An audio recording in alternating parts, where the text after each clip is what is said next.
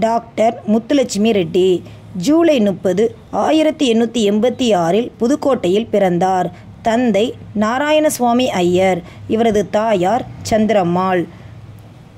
அவரது தாயாய் சந்திரம்மாள் நோயால் பாதிக்கப்பட்டு இறந்து போனார். நோயும் அதன் கொடுமைகளையும் நேரில் அனுபவித்ததினால் மருத்துவராக வேண்டும் என்ற வைராகியம் அவருக்கு எழுந்தது.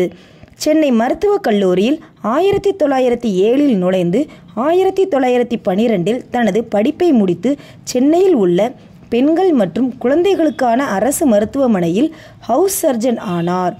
1914 முத்துலட்சுமி ரெட்டி சுந்தர ரெட்டியை திருமணம் செய்து கொண்டார். முத்துலட்சுமி தனது கல்லூரி பருவத்தில் சரோஜினி நாயுடுவை சந்தித்து பெண்கள் கூட்டங்களில் கலந்து கொள்ளவும் தொடங்கினார்.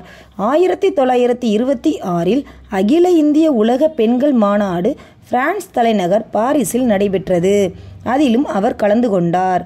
1925 சட்டசபை துணைத் தலைவராக போட்டியின்றி தேர்ந்தெடுக்கப்பட்டார்.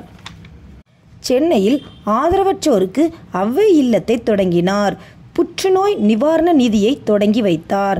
1952 பிரதமர் ஜவஹர்லால் நேரு அடையார் புற்றுநோய் நிறுவனத்துக்கு அடிக்கல் நாட்டினார்.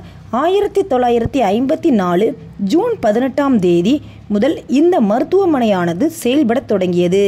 இங்கு தற்போது ஆண்டுக்கு 80,000 புற்றுநோயாளிகளுக்கு சிகிச்சை அளிக்கப்பட்டு வருகிறது.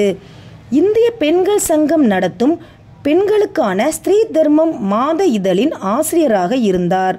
இவரது புத்தகம் ஒரு சட்டமன்ற உறுப்பினராக எனது அனுபவம். 1956 இந்திய அரசு முத்துலட்சுமி ரெட்டிக்கு பத்ம பூஷன் விருது வழங்கி கௌரவித்தது. தேவதாசி ஒழிப்பு முறை, இருதார தடை சட்டம், பெண்களுக்கு சொத்துரிமை வழங்கும் சட்டம், குழந்தை திருமண தடை சட்டம் போன்றவற்றை கொண்டுவர அரும்பாடுபட்டார். 1968 ஜூலை 22 இறந்தார். நன்றி.